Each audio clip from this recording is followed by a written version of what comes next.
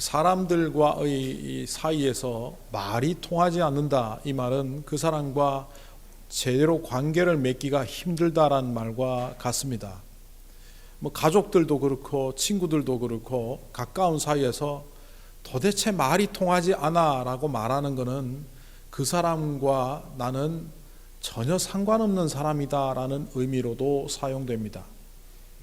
그런데 우리가 성경을 볼 때 하나님의 입장에서, 성령의 입장에서 보면 성령님이 꼭 그렇게 말씀하실 것 같습니다. 얘는 왜 맨날 성경을 이렇게 보지? 어떤 사람이 중국집에 가서 짜장면을 먹다가 시비가 붙었습니다. 그리고 그 시비 붙은 상황을 돌아와서 씩씩대며 친구에게 말을 합니다. 내가 오늘 낮에 점심에 중국집에 갔거든. 짜장면을 시켰는데 먹다가 옆 테이블에 사람이 물을 뿌려서 왜 그러느냐고 했더니만 갑자기 멱살을 잡고 그러는 바람에 내가 옷도 다 버리고 이렇게 마음이 상했다, 이렇게 얘기하는데 그 듣던 친구가 짜장면 맛있었어? 만약 이러는 사람이 있다면 안 통하는 사람이죠. 우리가 성경을 그렇게 보는 경우들이 제법 많다는 겁니다. 자, 오늘 이 말씀은 비교적 선명한 영상 같은 이야기입니다. 그런데도 불구하고 우리는 이 성경을 읽고는 대부분 이렇게 말하죠. 중풍병자가 있었는데 예수님을 통해서 병 나은 사건을 오늘 말씀이 말하고 있다. 짜장면집에서 시비 붙었는데 짜장면 맛있냐? 라고 묻는 친구랑 비슷한 말을 방금 한 겁니다.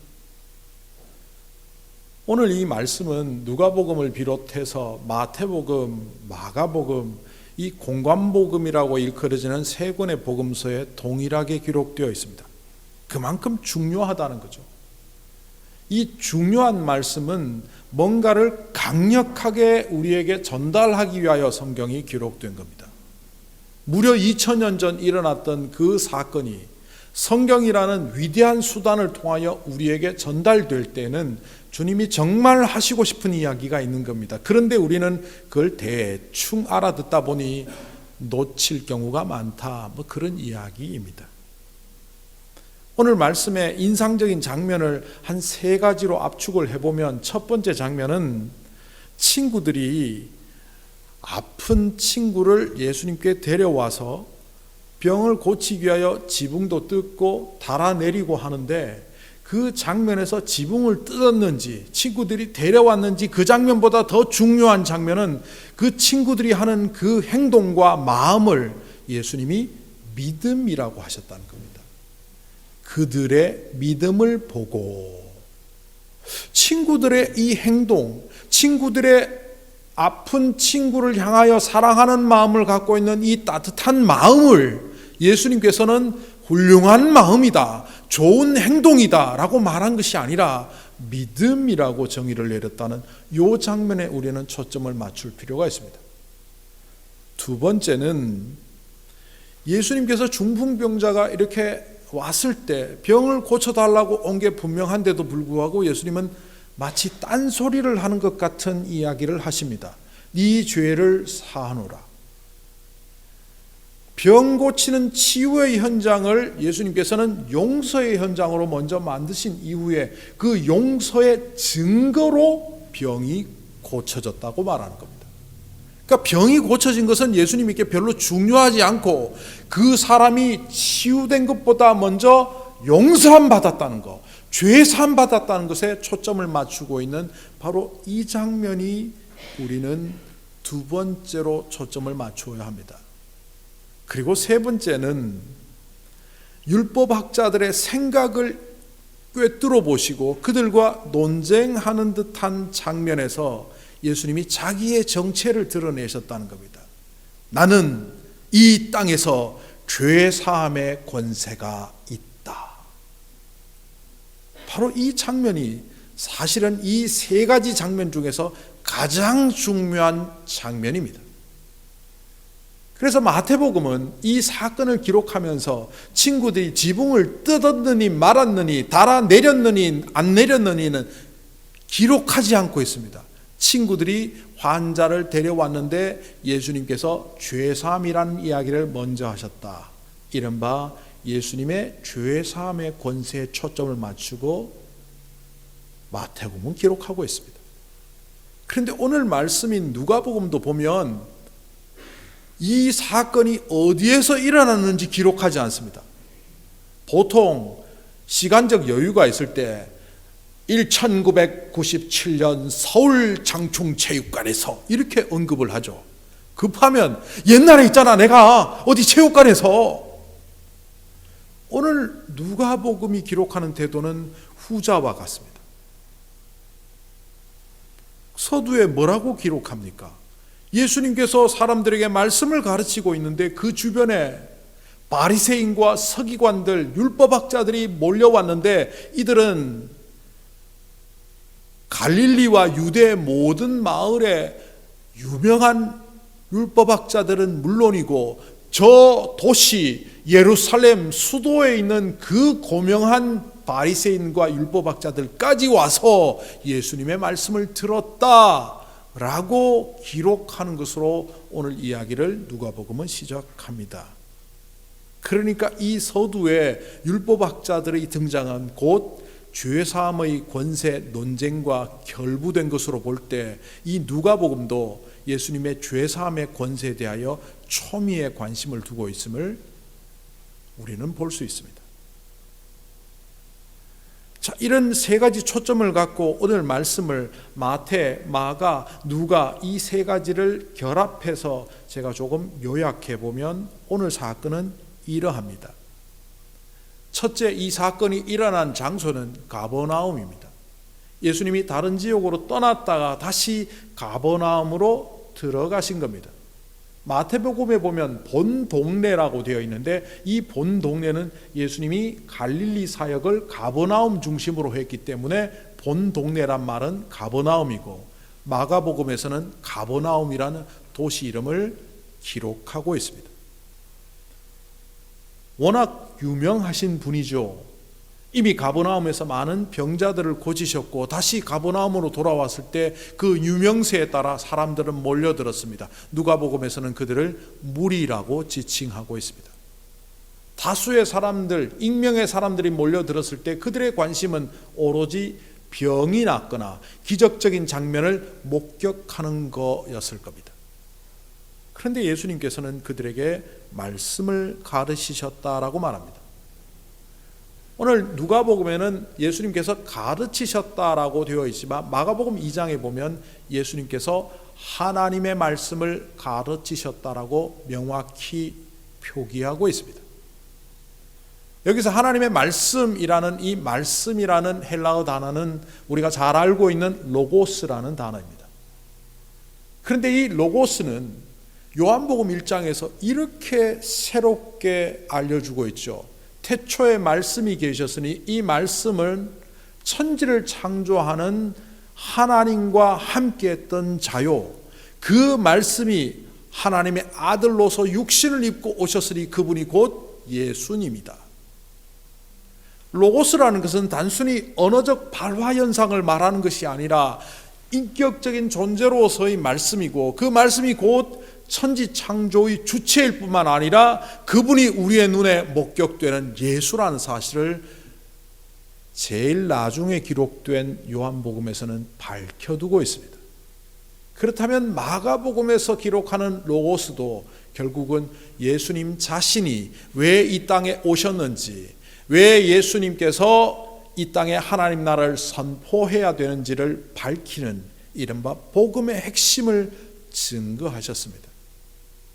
예수님은 이처럼 말씀에 초점을 맞추고 사역을 하신 반면 예수님을 목격하기 위하여 나온 이 군중들에게는 기적적인 사건 내지는 병고침 외에는 별로 관심이 없었던 것으로 보입니다. 오늘 말씀 끝에 26절에 이렇게 나오죠. 사람들이 모두 놀랐다. 뭘 보고 놀랐겠습니까? 예수님께 죄사함의 권세가 있다는 것을 보고 놀랐겠습니까? 아니죠.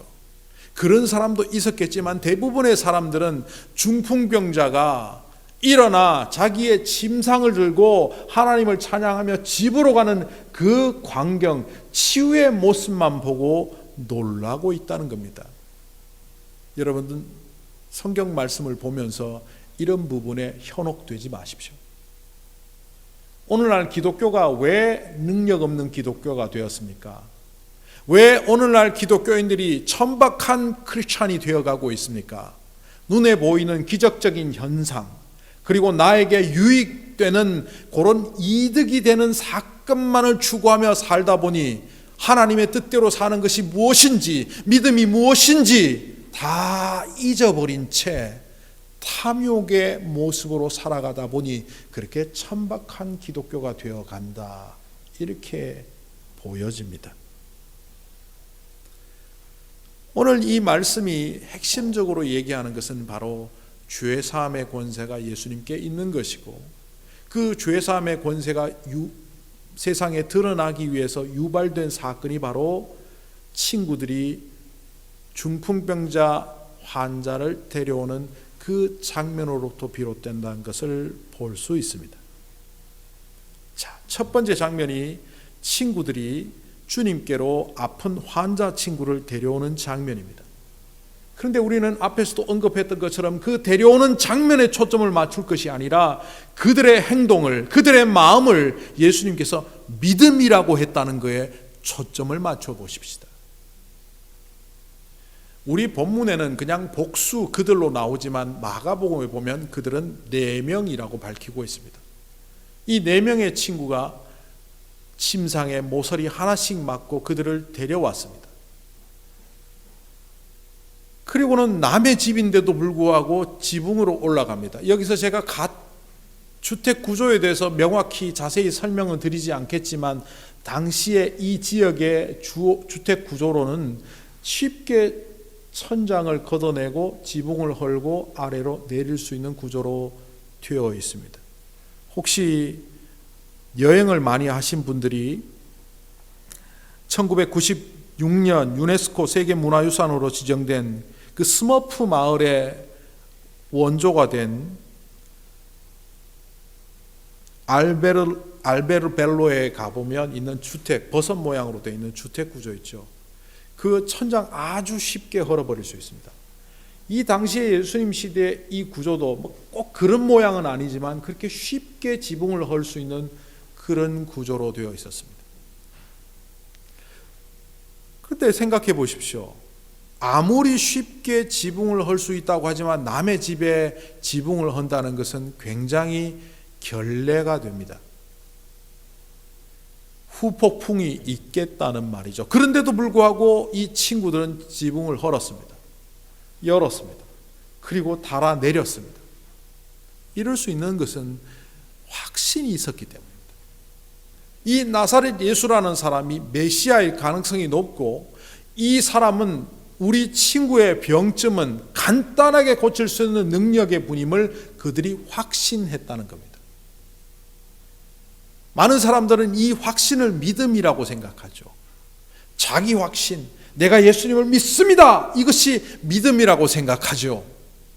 그런데 이 자기 확신은 믿음의 동의는 되지만 믿음 자체는 아니라는 것을 오늘 이 장면에서 목격해야 합니다.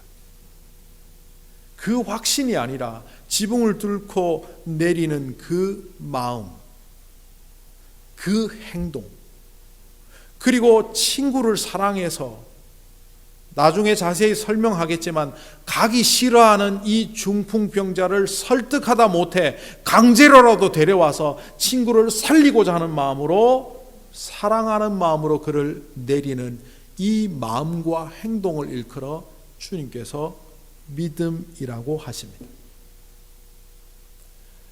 이것을 잘 이해하기 위하여 사무엘상 16장 7절을 우리는 좀 주목할 필요가 있습니다.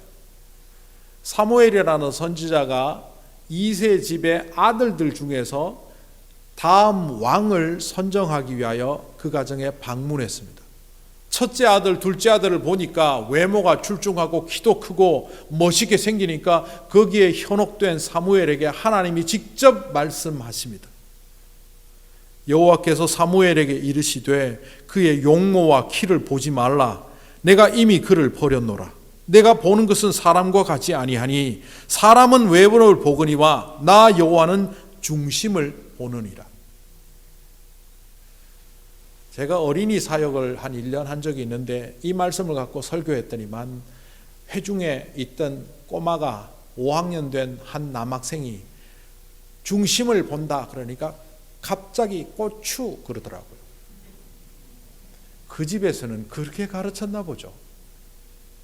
여기서 중심이라는 것은 마음이라고 번역할 수도 있고 열정이라고 번역할 수도 있고 이것을 믿음이라고 번역할 수도 있습니다.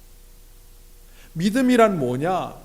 그 사람이 갖고 있는 삶의 가치관이요, 삶의 태도요, 지금 이 친구를 사랑하는 마음으로 움직이는 행동까지 포함해서 그것을 열정, 움직이는 모습, 레바프, 그런 의미로 성경은 중심이라고 번역했습니다. 이 온전한 중심을 갖고 있는 사람들은 이게 보입니다. 믿음이 눈으로 보이느냐 안 보이느냐 이런 논쟁을 하면 많은 사람들은 믿음은 안 보이죠. 하나님만 보실 수 있죠. 아닙니다.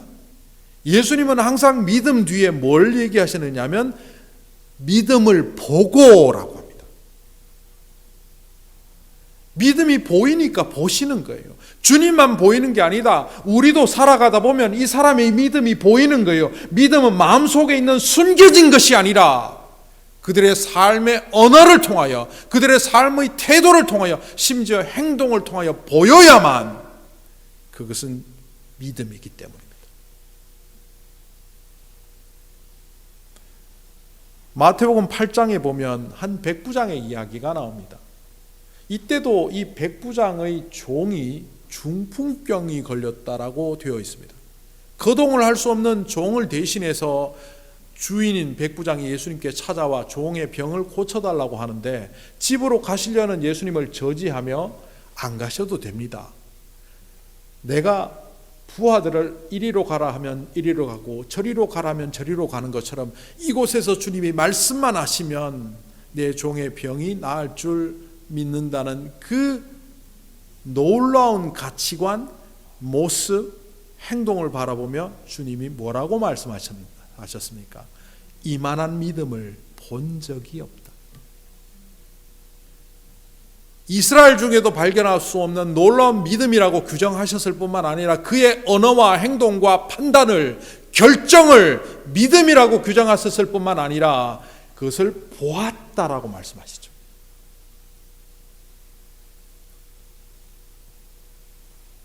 우리는 믿음을 가진 사람임에도 불구하고 믿음으로 기도하면 하나님께서 응답해 주신다고 하는데도 불구하고 우리의 기도가 잘 응답되지 않을 때 왜 내 믿음의 기도는 응답되지 않을까 이렇게 생각할 때가 있죠. 분명히 성경은 주님께서 구하는 대로 받는다고 하셨음에도 불구하고 우리가 구하는 대로 받지 못하는 모습을 볼 때 왜 내 기도는 응답되지 않을까 의심해 본 적이 있죠. 그때 우리는 기도를 응답하지 않는 주님을 의심하는 것이 아니라 사실은 내 믿음을 의심해 보아야 합니다. 제가 성도들에게 이렇게 질문을 할 때가 있습니다. 하나님 믿으십니까? 그러면 대부분의 성도들은 아멘 합니다. 그런데 여러분의 믿음이 참된 믿음임을 확신하십니까? 하면 아멘 잘 안 합니다. 사실은 이 두 질문은 같은 질문입니다. 하나님을 믿으십니까? 라는 질문과 여러분의 믿음이 참된 믿음임을 확신하십니까? 라는 믿음은 같은 질문인데 사람들이 하나는 쉽게 대답하는 반면 또 다른 하나는 잘 대답을 못합니다. 왜 그럴까요? 그 실마리는 이스라엘 백성들을 통해서 우리는 발견할 수 있습니다. 구약 성경에 나타나는 광야의 백성들을 한번 보십시오. 그들은 애굽에서 종살이하다 하나님의 능력 가운데 자유의 몸이 되었습니다. 가로막혔던 바다를 가르며 건너왔습니다. 그리고 그들이 도달한 곳은 시내산. 시내산 밑에서 하나님의 말씀을 받으러 간 모세가 산 위에 있는 동안 그들은 산 아래서 무엇을 만듭니까? 금송아지를 만들고 그 금송아지 우상을 하나님이라고 말합니다. 자기들을 애굽에서 건져낸 신, 홍해를 건넌 신, 바로 그 인도한 신이 우상 금송아지래요. 그런데 그들이 뭐라고 말합니까? 이 금송아지가 엘로힘, 하나님이라고 말합니다. 그들이 가나안 땅에 들어갔습니다. 가나안 땅에 들어가서 하나님의 은혜 가운데 그 땅을 차지하고 살아가는데 그들이 어느새 바알과 아세라를 섬기기 시작합니다. 우리는 왜 이렇게 우상을 잘 섬기지? 라고 생각하는데 그들의 입장에서 보면 광야의 신 여호와를 버리고 평야의 신 바알을 붙잡으며 바알 엘로힘, 엘로힘이란 말은 하나님입니다. 바알이 우리의 하나님이라고 선언합니다. 광야에서 독사에 물려서 죽게 되었을 때 모세를 통하여 하나님은 놋뱀 지팡이를 만들게 하셨고 그 놋뱀 지팡이를 보는 사람에게 구원을 주셨고 생명을 살리게 하셨습니다. 이 지팡이를 느우스단이라고 하는데 모세가 사라진 이후 그들은 가나안 땅에서 무려 700년 동안, 사사시대 400년, 왕정시대 300년, 무려 700년 동안 그들은 그 느우스단 지팡이를 하나님이라고 여기며 숭배했습니다. 왜 이들이 이렇게 우상과 잘못된 것에 빠져 있을까요?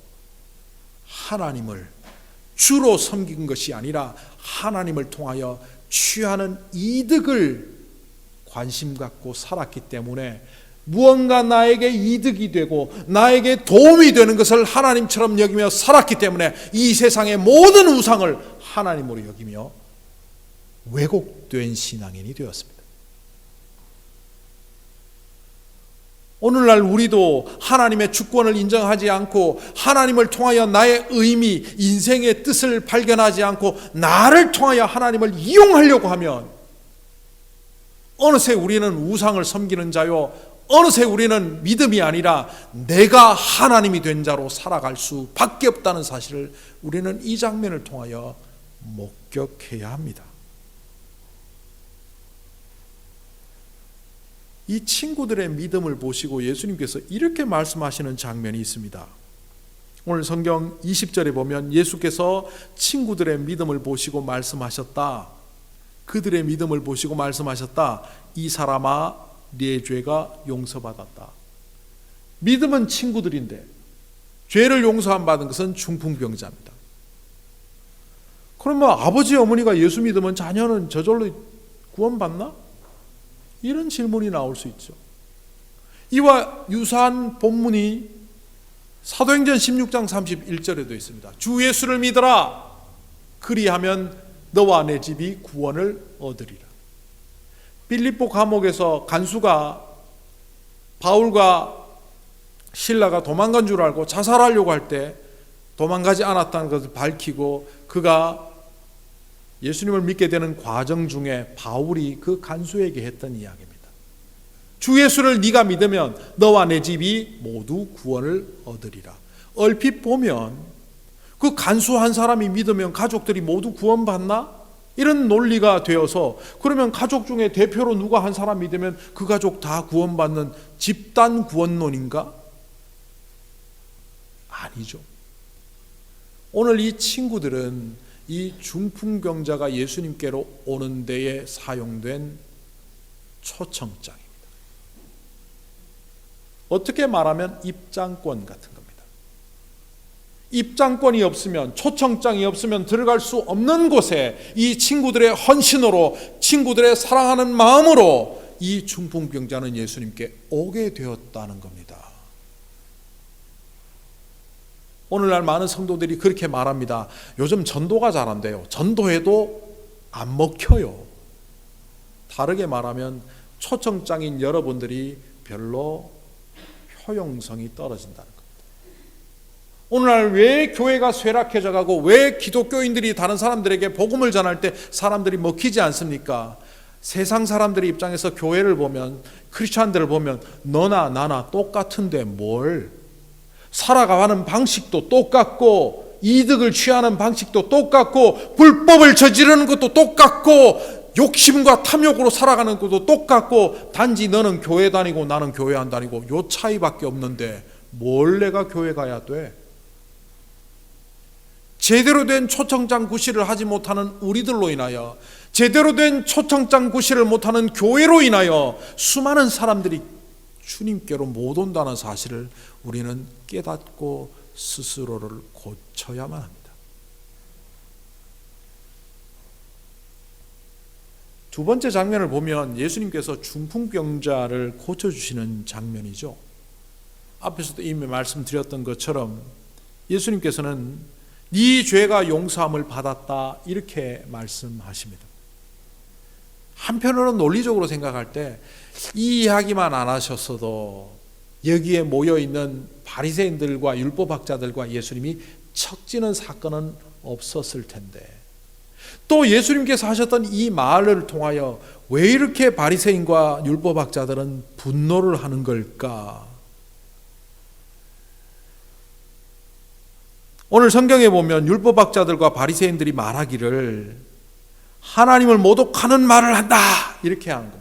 이 하나님을 모독한다는 말은 이거는 신성모독에 해당하기 때문에 그 자리에서 직결처분으로 죽일 수도 있는 바로 그런 것을 일컫는 말입니다.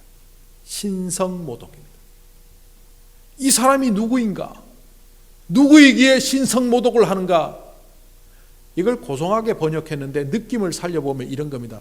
지가 뭔데 죄를 사고 말고 하는 거야? 당시의 종교 시스템으로 보면 어떻습니까? 유대교는 제물을 양이든 비둘기든 하나님께 갖다 바치고 내 죄를 사해달라고 속죄제를 드릴 때 대제사장이 나서서 하나님께 아뢰고 하나님의 용서를 사람에게 전달함으로 죄가 속죄되는 시스템입니다. 그러니까 대제사장이 개입해야 되는 것은 물론이고 하나님께서만 죄를 속할 수 있다고 알고 있는 그들 앞에 예수님께서 이 죄를 사한다는 무지막지한 말씀을 하셨기 때문에 이들은 그것 자체로 자기들이 알고 있는 세계관으로는 이 예수는 이단이요 사입이요 잘못된 사람이라는 거죠. 그래서 지가 뭔데 죄를 사한다 만다 한다는 얘기를 하는 거야? 라고 분노할 수밖에 없었습니다. 다시 중풍병자 이야기로 돌아와 보면 이 중풍병자를 파랄리티코스라고 헬라어로 기록하고 있습니다. 이게 이제 영어로 보면 paralytic이라는 중풍병의 어원이 되죠. 근데 제가 좀 찾아봤더니만 이 파랄리티코스는 로마 시대에 마비 환자들에게 쓰는 말입니다. 오늘 병상에 꼼짝도 못한 채 오는 이 성경의 모습을 볼 때 이는 중풍병자일 수도 있고 로마에서 흔히 나타나는 신경장애로 일어나는 전신마비 환자일 수도 있습니다. 저는 오늘 성경에 나오는 광경으로 볼 때 이는 아마 사지가 마비가 된 언어만 말할 수 있고 온몸이 굳어있는 바로 그런 사람으로 보입니다.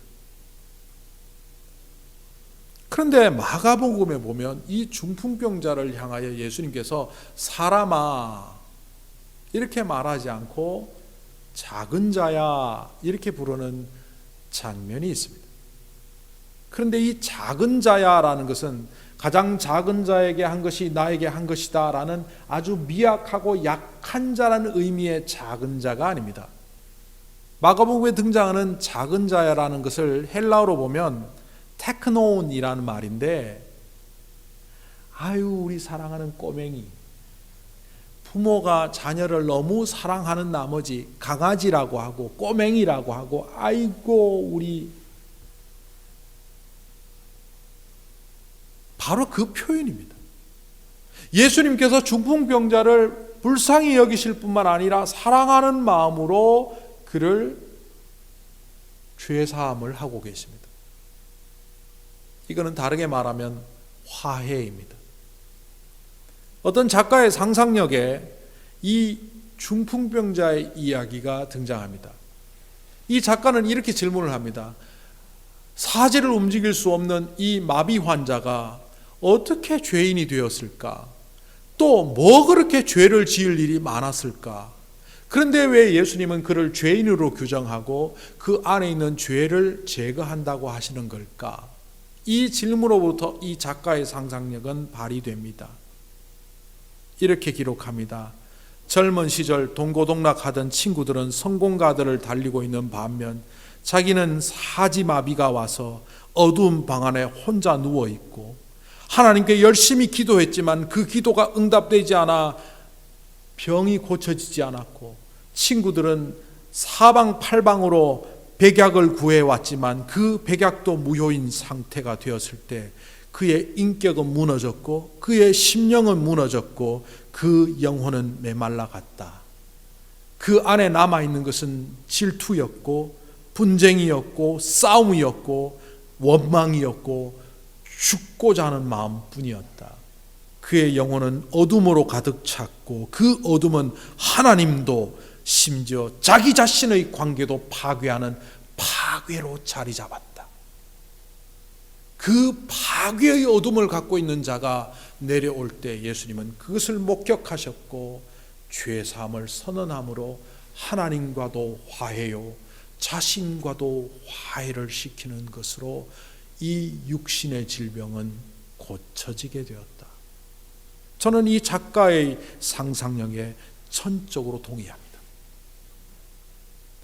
예수님께서는 그 마음 안에 있는 억울함, 분노, 원망, 하나님을 향한 실망을 제거해야 이 몸이 성하여질 수 있다는 것을 보셨습니다.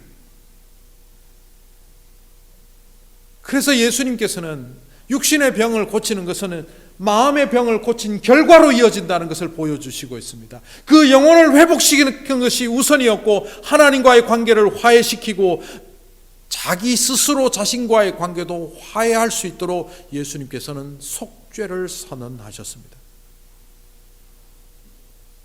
그것을 모르는 사람들은 육신의 질병이 나은 것에 초점을 맞추지만 예수님은 뭐라고 하십니까? 그 죄사함의 결과로 육신도 나았다라고 말한 겁니다. 자, 이 광경 속에서 그 죄사함이라는 것이 예수님이 해서는 안 되는 것이라고 생각했던 율법학자들과 바리새인들은 마음속에 반감을 가졌습니다. 자기가 뭔데 함부로 하나님이 하실 수 있는 죄사함을 사한단 말이야. 사실 이들이 예루살렘으로부터 각 도시로부터 예수님을 가버나움에 와서 만나려고 했던 것은 예수님을 적대시하기 위함이 아니었습니다. 열심히 있었고 사두개파 사람들과 달리 바리새파 사람들은 메시아를 기다리고 있었고 말씀대로 살려고 하는 굉장히 경건한 사람들이었습니다. 그래서 혹시 예수가 메시아일지도 모른다는 생각을 갖고 그의 말씀을 들으러 왔는데 그가 하는 모습이 자기들의 마음에 들지 않습니다. 근데 조금만 생각해 보면 그들의 이 좁디 좁은 마음을 깨트릴 수 있는데 말입니다. 제가 너무 똑똑한 척 하는 겁니까? 조금만 생각해 보십시오. 내가 속으로 생각했는데 예수님이 그걸 꿰뚫어 봐요. 아니 내가 속으로 생각했는데 어떻게 알았지? 그리고 거기에 대한 정확한 해법을 제시하시면서 병을 고쳐버립니다. 야, 이거는 내가 내 생각의 범주, 내 철학의 범주, 내 삶의 가치관의 범주를 넘어서는 분이구나. 베드로가 가득 찬 물고기에 배를 버려두고 예수님께 넙죽 엎드리며 나는 죄인입니다, 나를 떠나십시오 했던 그 모습처럼 그렇게 해야 되는데 이들은 자기들의 생각에 갇혀버렸습니다. 그리고 아마 이 자리는 바리새파 사람들과 율법학자들이 예수님을 적대시하는 시발점이 된 것으로 보입니다.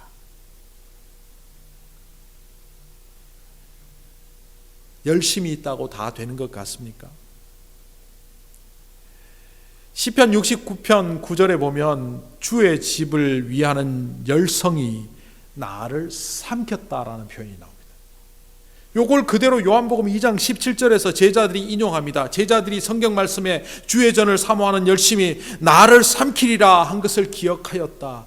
이 상황은 예루살렘 성전에서 장사하는 그 사람들의 판을 다 뒤집는 예수님의 모습을 보면서 그 열성적으로 비둘기를 팔고 양을 파는 그들의 열심이 오히려 멸망의 길로 치닫게 되었다는 것을 제자들은 시편 69편 9절을 통하여 인용한 겁니다.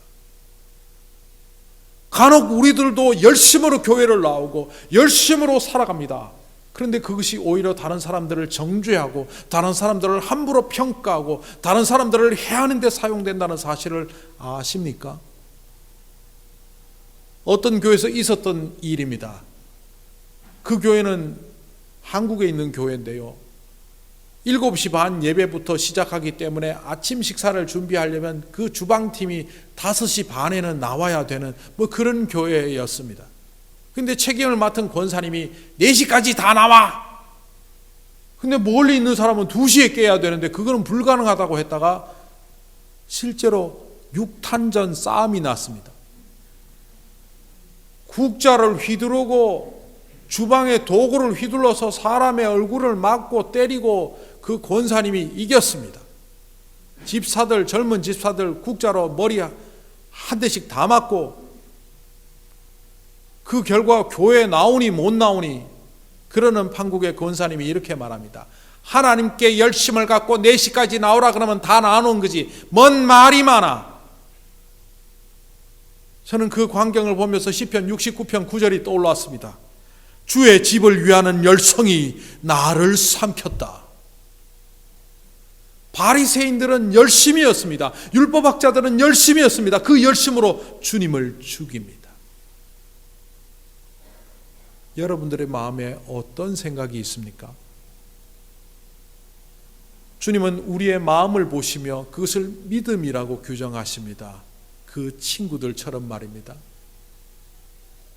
또한 우리가 겉으로는 아무것도 하지 않아서 깨끗한 것처럼 보이지만 전신마비 환자임에도 불구하고 그 속에 우글우글 끓고 있는 죄성을 주님은 꿰뚫어 보십니다. 주일날 교회 나오니까 우리 안에 죄가 없다고 착각하십니까? 예배드리고 있으니까 내 안에는 선한 마음만 있는 것처럼 착각하십니까? 여전히 남을 평가하고 남을 정죄하고 다른 사람들을 함부로 말하고 있다면 마비 환자가 속에 죄가 끓듯이 우리 안에도 죄가 가득합니다. 열심을 다하여 주님께 달려나오고 주님의 말씀을 듣고 있지만 자기가 갖고 있는 가치관으로 예수님을 난도질하며 심지어 예수님을 죽이겠다고 생각하는 그 바리새인들, 서기관들의 생각을 예수님은 꿰뚫어 보셨습니다. 여러분들은 어떤 생각을 갖고 계십니까? 오늘 설교의 제목을 여러분 기억하십니까? 너희 마음에 무슨 생각을 하느냐? 이것은 개역 성경에 나오는 오늘 말씀의 예수님의 질문입니다. 여러분 마음에 무슨 생각을 하십니까? 그 생각을 우리의 삶의 태도를 믿음이라고 하시는 예수님께, 하나님께 흡족한 마음을 갖고 계십니까? 아니면 어둡고 눅눅한 누룩진 마음을 갖고 계십니까? 우리의 진짜 모습을 주님께서는 보시고 그 진짜 모습을 여러분 자신도 알고 있다면 이제는 참으로 겉으로나 속으로나 주님의 사람으로 이 땅을 살아가며 주님께 드려지는 참 믿음의 사람, 참 주님의 사람이 되시기를 간절히 소망합니다.